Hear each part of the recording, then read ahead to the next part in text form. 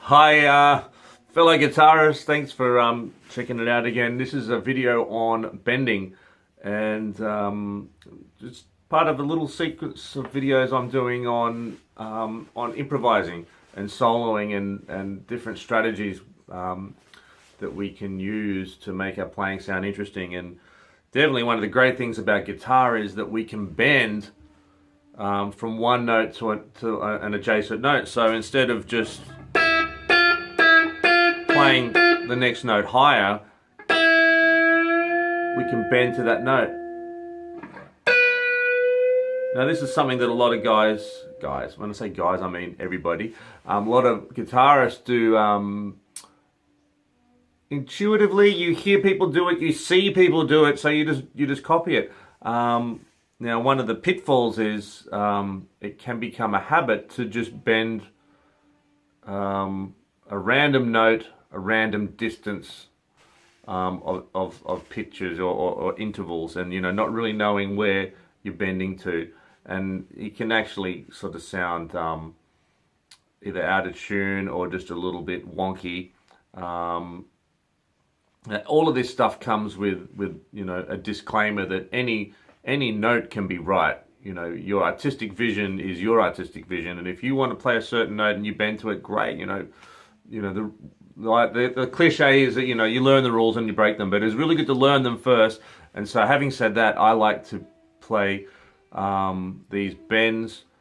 I like to practice them bending to a target note.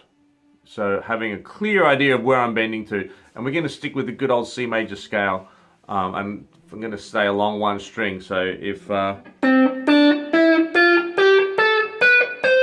that's not familiar to you yet, go back and check out the major scale formula. I think I called it the secret formula, and it's just how to play the major scale along one string, so you can see the intervals. Now, if we check that, go and check it out. Come back. Good. If you have a look at it, the major scale, there's whole tones where you move 2 frets. Most of the moves that you do are 2 frets, 2 frets. And then there's 2 instances in the major scale where you only move 1 fret or 1 semitone. And this is true of any instrument playing a major scale. There's 2 semitones in the major scale, and it's between the 3rd and 4th scale degrees and the 7th and the repeat of the octave, or the 1. So in this case, it's in the key of C major. It's from the E to the F, so C, D, E to F. Only 1 fret, right? And then we keep going up, G, A, B, B to C. So this is a really good spot to start with your, with really like checking out your bending. What are you doing? And what I like to do is have a target note. So here's my E and here's my F. And I get that F in my ear. Here's E, F, E, F. And what I'm going to do is bend until it matches that F that I heard here. That's in tune. The guitar's in tune, and the frets are laid out as close as you can get to being in tune. E, F. So E. I'll try to match that in my ear. And then B to C. B, C, B, C, B, C. Okay, bend it. B, C. And it's really easy to, while you're improvising, to sort of go, it's a little bit further than I needed to go, right? Not quite as far as I needed to go. It's sort of between B and C. But if I check out, play B to C. Now this sort of stuff seems analytical, methodical, but this is the time to do it when you're practicing and checking things out. In the woodshed, we say, when you're checking this stuff out, be methodical. This is not me being creative right now. This is me just checking out where notes are and all the different ways I can play them. Now, one thing that makes us sound unique is how we bend. You know, what's the speed of the bend? Pretty slow. Do you want to hold that note for a bit before you bend, or do you want to start straight away, or do you want to do a pre-bend, which is where you actually bend the note before you play it, pre-bend it, and get the sound of it was a bit sharp. So that way we create an illusion that our fingers are able to lower the tuning of a string, because, you know, really all we're doing is we can start on a note and bend up. But if you do that pre-bend, it takes a bit of practice and a bit of you know, leap of faith that you've bent to the right note before you pick it. Because if I, you know, accidentally bend too far, it's not the C that I was looking for. Oh, sorry, the F. See, there's my F. Well, that's not it. So I've got to get it in my head, and the way that you get there, I think, is to practice not doing the pre-bends. Just do the pick, bend, too sharp. That's it. Now, there's a really cool trick you can do to really analyze this. Is if you get your tuner out and play the E. Hopefully, your guitar's in tune. It'll tell you the E's in tune, and you bend. And your tuner will say, you know, you're not quite there, or you've gone too far, and you literally tune that move. And through concentration and repetition, your fingers will get used to what it feels like to bend there. And it's going to be different if I take that on a different string, right? On the G string, 9th fret is E, 10th fret is F. Because the string is thicker, the different diameter, it gives more, it potentially offers more resistance, but then in the middle of the neck here, this is easy to bend. You know, that's pretty cool. There's more give in the string as you get closer to the nut. It's you know, there's less mechanical advantage, I guess, or leverage, whatever the mechanical term is. Not mechanical advantage, I think it's leverage. And then you can start looking at whole tone bends. So we talked about how on the major scale there's two places where we have just a semitone from one fret to another between the 3rd and 4th notes, so C, D, E to F, and then F, G, A, B to C. Everything else is a whole tone bend or 2-fret bend. So we could check that out. Now, I was playing this before. If I want to do a whole tone bend from C to D at the 1st fret, that's a big ask. You know, it's really hard to bend a whole tone, and I think I could get it, but very rarely would I do this. Oh, it's not quite there. Now, if I wanted to bend from C to D, I would choose a lower pitch string, and so I'd find that C here. Oh, sorry, here, C to D. So I can bend whole tone. Much nicer there than down here. Okay, and then so let's check it out. From C to D is a whole tone. From D to E is a whole tone. D, E, D, E, D. It's still, even at the 3rd fret, these whole tone bends, depending on the gauge of string you use, it's not my favourite place to bend a whole tone. Okay, but it's still doable. And then you got your semitone bend. Then from F to G. F, G, F, G. Get that G in your ear. G, E. G, E. What am I saying? G to A. Need another coffee, I think. G, A. A to B. Oh, now G to A. Oh my gosh, that was F to G. G to A. I definitely need another coffee. Here's G to A. Sorry, guys. G to A.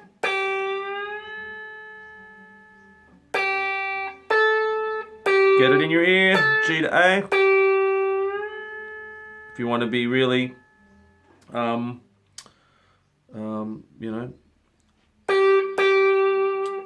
what's the word? A risk taker, adventurous. Try to pre-bend that A from G. I'm listening for this. I'm hoping I land on that. I'm going to bend it to where I think it is. No, wasn't there. Pretty close.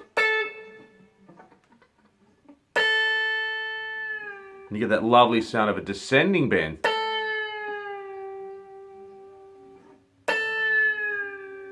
Okay, now A to B. If you bend slowly, you can hear as you're approaching, right? And you can sort of slow down, like here's the bend, it's going like this, and as I get close to my target, I can slow down. If you do a fast bend, it's almost like it's almost like the pre-bend, you kind of got to trust that you're just gonna stop.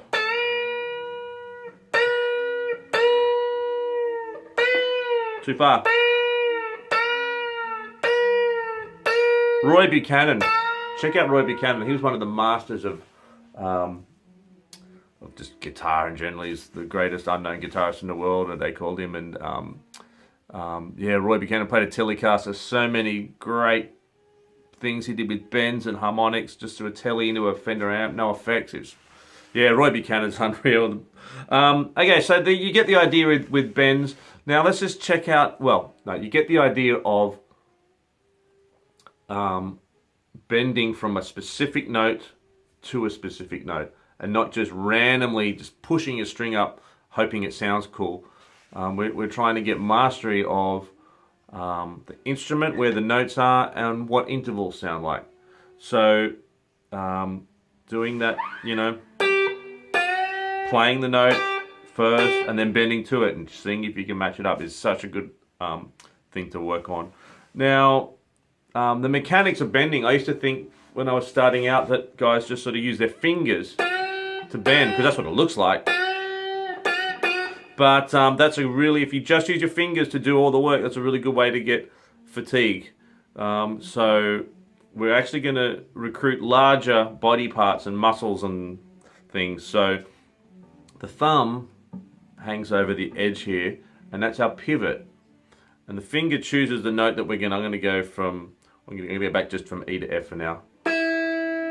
And so this thumb's not going to move, and the fingers aren't going to be doing, it's not like my hand is locked and my fingers are going to sort of do this. But my fingers are going to stay fairly curved, and they're holding the string down, but they're going to be relaxed.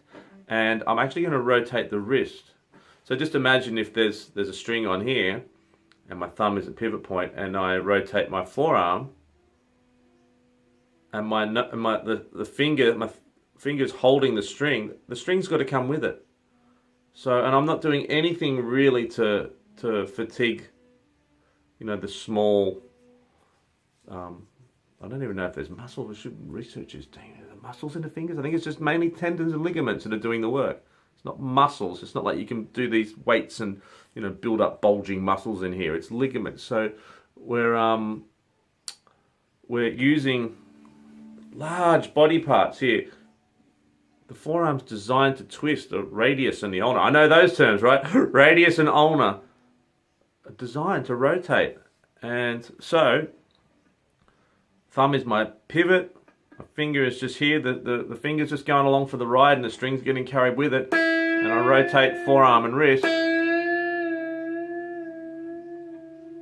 Let's go from the F to the G, because it's a bigger journey that they're being taken on, right? So let's see closely.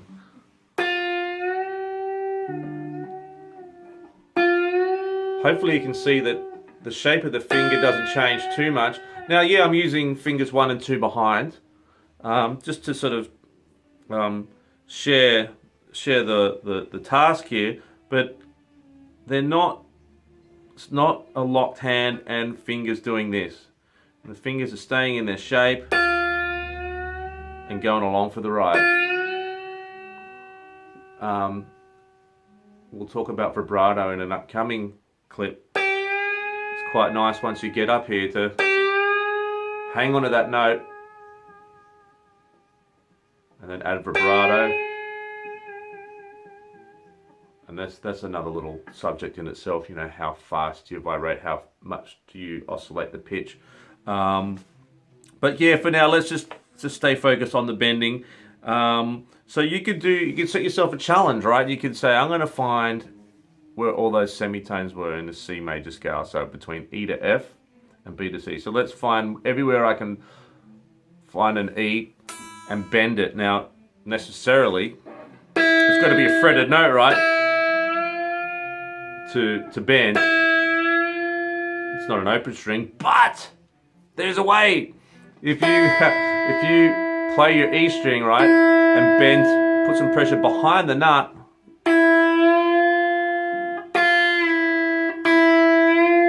you can bend that. Now that's sort of not what the main focus of what this video is about, but it's a cool thing. There's country guys do it a lot and pick a nice country sound. So you can actually bend an open string. If you've got a whammy bar, obviously you can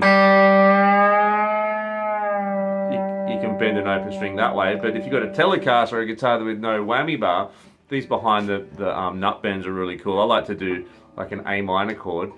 Well, I do an A sus2 chord, which is basically an A minor chord without the first finger. It's got an open B in it, right?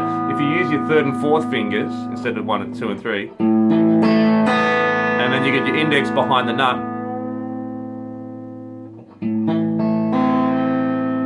and you got to use your ear, you know, target where that C is. You get that cool sound of two notes staying the same and one coming up the pitch. Now, because this trem is set to float, by raising the pitch on one string, it is slightly detuning the other strings. But on a Telecaster, the chord stays rock solid, and then your note bends up, and it can sound, you know, like a pedal steel. It sounds really cool. And then you can, if you want to push a little bit harder, you do need that callus built up on the top here. But if you want to push a bit harder, major, you're going from a B to a C sharp.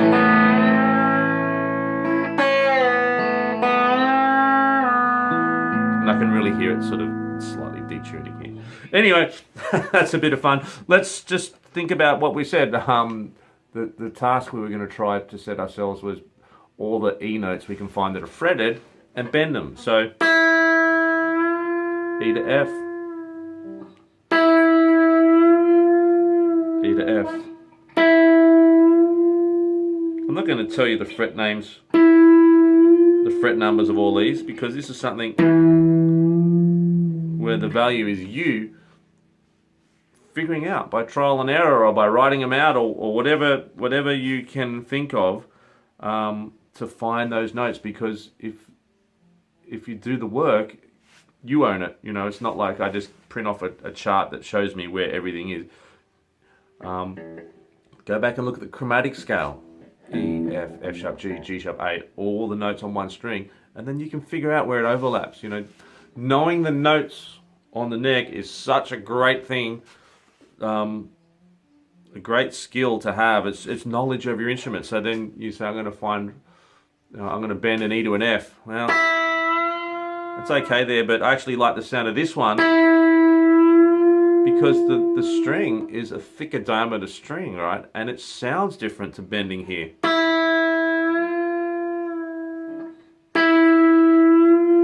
I'm not sure how well that's translating on your end, but from here, sitting, you know, you do it with your guitar, you'll hear the bending, or just playing an E on the first string sounds different to that E and that E, that E. Check that out. That note there is the exact same pitch as that, but they have a totally different tone color because of the thickness of the string, and the one's plain, one's wound. So, you know, you can bend that here.